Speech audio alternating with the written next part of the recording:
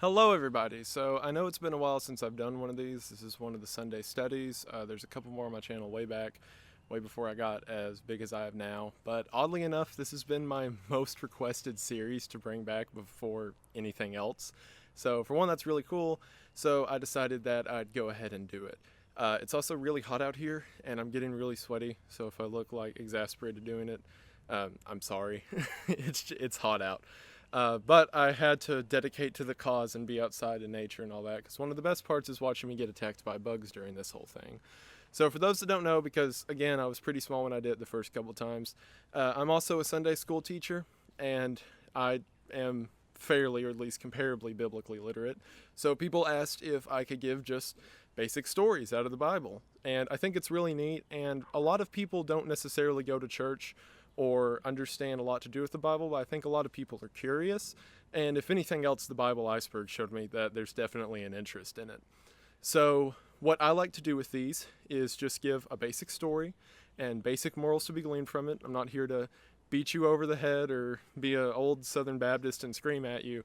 It's just a basic biblical story that I want to show you all, that I think may be helpful for just any kind of person, just daily life. So hopefully you enjoy. If you're not interested, I totally understand. Thank you for sticking around this long. But today we are going to be talking about the story of how Solomon became king and the death of David. So if you're interested in that, stick around. If not, thank you for coming. The conspiracy iceberg will be next. So I know people keep asking me about that. It's just been hectic. The same reason I haven't done another one of these, because there's been so many other videos I needed to get out. But I would like to begin doing one of these like the first Sunday of each month. Don't hold me accountable to that, because I'll probably mess up. But as for right now, that's my tentative plan. So we'll go ahead and get started with it. But as always, thank you for watching if you decide to stick around, and hopefully you enjoy. So the reason that I wanted to do this story for this is because if you watch the previous Sunday study, I talked through that one about the story of David and Bathsheba. So as a quick recap, David fell in love with a woman. David was a mighty king. He's a very famous figure throughout the Bible, and he fell in love with a woman that he shouldn't have. So he falls in love with her, and he finds out that her husband is a member of his military. So David essentially has him killed in a very dangerous battle, so that way he could take his wife to be his own. Of course, this does not please God or the prophets or anyone else who find out. So God sends a man named Nathan to come and call David out for what he's done, in which the prophet, speaking for the voice of God, tells David that he knew that God had given him all these great things, yet that wasn't enough for him, and he had to steal this man's wife. So despite that, it says David, his sin was brought forward that people knew, and he was ashamed for it. But something important at the end of that story is that despite a tragedy happen, God used it for the good. And a lot of people kind of ask me the question, as like, I guess, generic or overdone as it may seem, especially in recent times that I've been to funerals and things like that. People ask me the question of, how does God let these things happen, or how do bad things happen? And I think that I know that what the Bible says time and time again is that bad things happen because it's a bad earth. This is a bad world we live in, and continuously there's always going to be times where bad things happen to good people. But time and time again we see God use those bad things to bring the good out of it. And out of this bad relationship, because again, David should not have fallen in love with Bathsheba and done what he did, he brought forth a good thing, and that was the son they had together named Solomon. So Solomon, we're talking about how he began to become king here, which actually begins in the book of 1 Kings, and we're starting with the first verse. So in between, David repented for what he had done, and he had been a king. He fought many battles. He had been king for about 40 years at this point. And now he is old and dying, and it's time for him, his successor, to come along. So starting in 1 Kings with verse 1, it says, "Now King David was old and stricken in years, and they covered him with clothes, but he gat no heat. Wherefore his servant said unto him, Let there be sought for my lord the king a young virgin, and let her stand before the king, and let her cherish him, and let her lie in thy bosom, that my lord the king may get heat. So they sought for a fair damsel throughout all of the coast of Israel, and found Abishag the Shunammite, and brought her to the king, and the damsel was very fair, and cherished the king and ministered to him, but the king knew her not. So this was how they'd have to do it in the old days, because medicine didn't exactly exist. If someone is freezing all the time, and at this point David's very old and decrepit, and they're cold and he can't get hot, someone would just have to lay down with them to keep them from freezing. And that last line about David knew her not is implying to the romantic or the adult sense of knowing someone. That never happened. It was just the fact that David was so cold, he had to have someone lie with him so he wouldn't freeze. So as we see, David is not in a very good spot health-wise. Continuing on into verse 5, it says, Then Adonijah, the son of Haggith, exalted himself, saying, I will be king. Now, this is something else important to remember, and I kind of talked about this in the last Sunday study. This is before marriage is what we knew it today, because today we understand that's between one man and one woman. Before, what would happen, especially with like kings, is they would have several wives who would have several children. World wasn't exactly populated, and you needed a lot of soldiers to do, and you needed workers and stuff like that. So it was common for people or men to take several wives and have several kids, and then those several kids would essentially marriage wasn't what it was because they needed to make more people. So this person we're talking about, Adonijah, is one of David's sons, but by a different wife. So it says, Then Adonijah, the son of Haggith, exalted himself, saying, I will be king. And he prepared him chariots and horsemen, and 50 men to run before him. And his father had not displeased him at any time in saying, Why hast thou done so? And he also was a very goodly man, and his mother bare him after Absalom. And he conferred with Joab the son of Zeruiah, and with Abiathar the priest, and they following Adonijah helped him. But Zadok the priest, and Benaiah the son of Jehoiada, and Nathan the prophet, and Shimei and Ray, and the mighty men which belonged to David were not with Adonijah. So what's happened here is David's other son, Adonijah, has come forward and said that he's going to be king. Dad's getting old, he's about to die, I want to be king over Israel.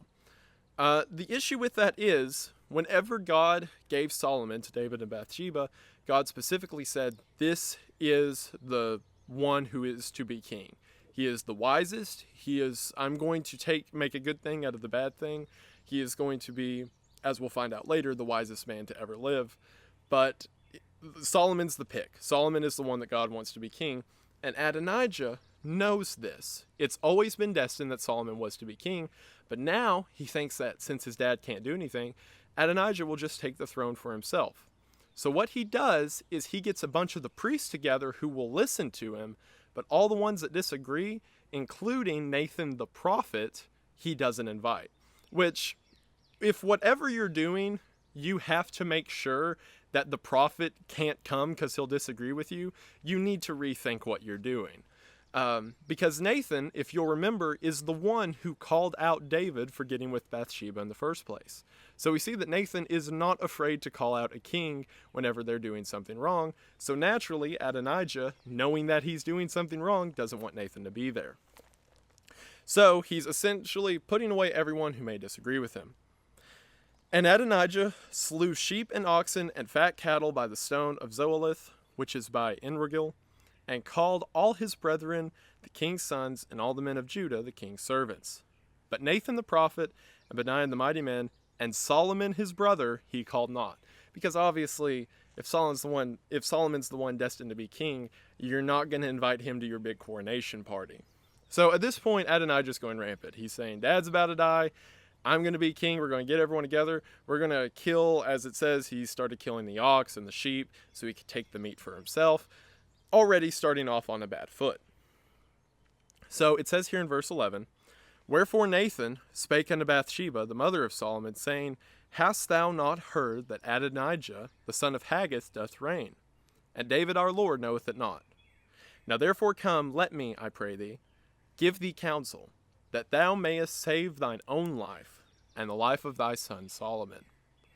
Go and get thee in unto King David, and say unto him, Didst thou not, thou my lord, O king, swear unto thine handmaid, saying, Assuredly Solomon thy son shall reign after me, and he shall sit upon my throne. Why then doth Adonijah reign? So what's happening here is Nathan has gone to the mother of Solomon. Remember, Solomon's supposed to be king. Nathan's the prophet, so he goes to Bathsheba and says, look, he'll listen to you, explain to David what's going on so that David can make it better. And this is what is so important to me, right? So after Nathan went to Bathsheba, earlier, after Nathan went to David and told him that getting with Bathsheba was wrong, he shouldn't have killed her husband to do it, that Nathan stuck around.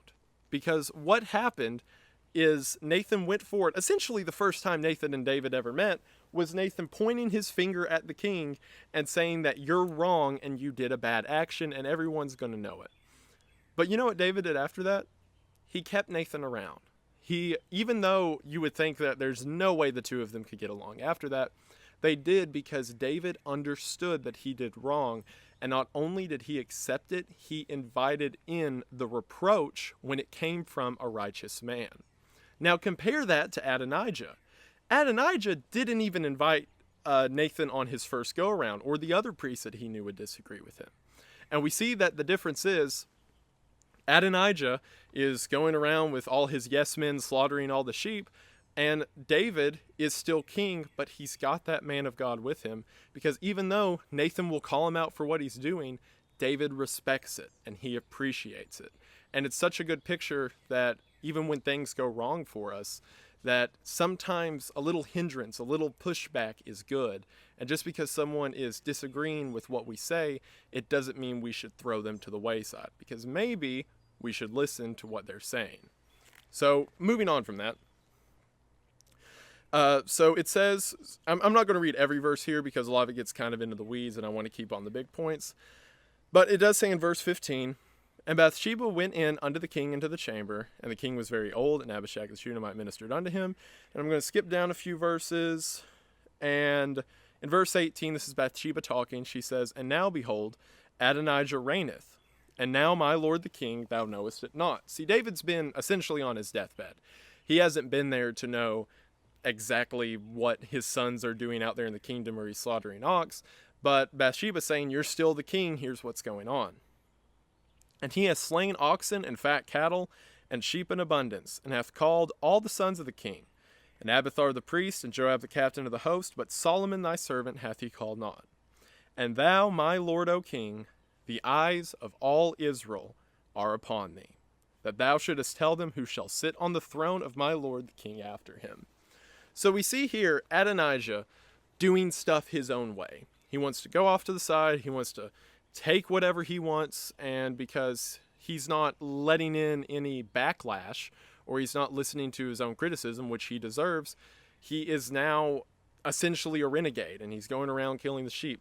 Versus David, who even on his deathbed, the man who invited the badness in with him, all the eyes of the kingdom are still upon him because he's still the righteous man. I'm also going to mention it's starting to rain right now, so we'll see how bad it gets. If I get struck by lightning, this will be one heck of a Sunday school lesson.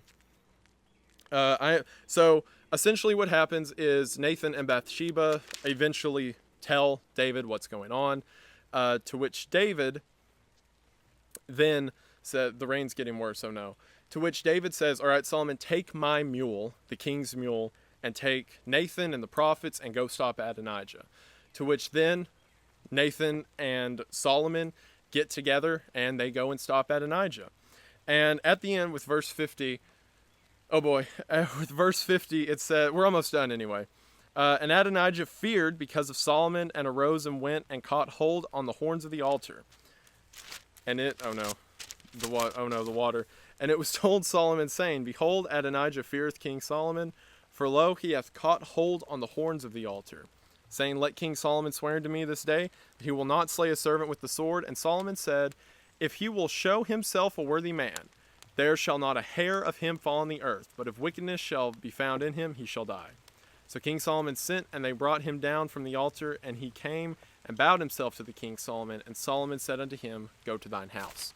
So what we see here is that it's really raining at this point. Oh boy. So what we see here is that Adonijah was a coward. The same reason that he didn't invite the other priest and Nathan in to speak with him is because he was afraid of the backlash. He was afraid of the rightful criticism that they were going to give him. So now, whenever Solomon comes with Nathan and the prophets on the king's mule, ready to stop him, Adonijah immediately throws his hands up and says he's done. Now, Solomon's merciful. He doesn't kill him or anything. He just tells him to go home, essentially. This never was your fight to begin with. But Adonijah was the son of a king and supposed to be the brother of another king.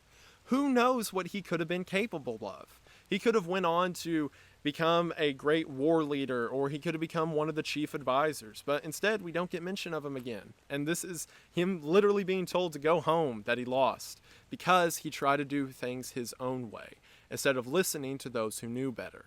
Whereas David and Solomon, who listened to those who knew better, like the man Nathan, continued to prosper. And Solomon goes on to become one of the greatest kings to ever live. So anyway, after that, we now have, this is actually the death of David, which then leads into the beginning of Solomon. So this is the start of chapter 2, and I'm almost done with the verses. It says, "Now the days of David drew nigh that he should die, and he charged Solomon his son, saying, I go the way of all the earth." I really love that. David, who spent his life as being one of the most righteous men who ever lived, he's now come to die, and these are his final words to his sons. And he says, "I go the way of all the earth. Be thou strong, therefore, and show thyself a man." It's very beautiful words from someone who, it's mentioned earlier in the Bible, David was a man after God's own heart. And here on his deathbed, he's saying, I'm just going the way that everything else does, but be a man yourself and be strong. "And keep the charge of the Lord thy God to walk in his ways, to keep his statutes and his commandments, and his judgments and his testimonies, as it is written in the law of Moses, that thou mayest prosper in all that thou doest, and whithersoever thou turnest thyself. That the Lord may continue his word which he spake concerning me, saying, If thy children take heed to their way, to walk before me in truth, with all their heart and with all their soul, there shall not fail thee, said he, a man on the throne of Israel." So what he does next is he specifically goes through and gives all of the details of the promises that he made.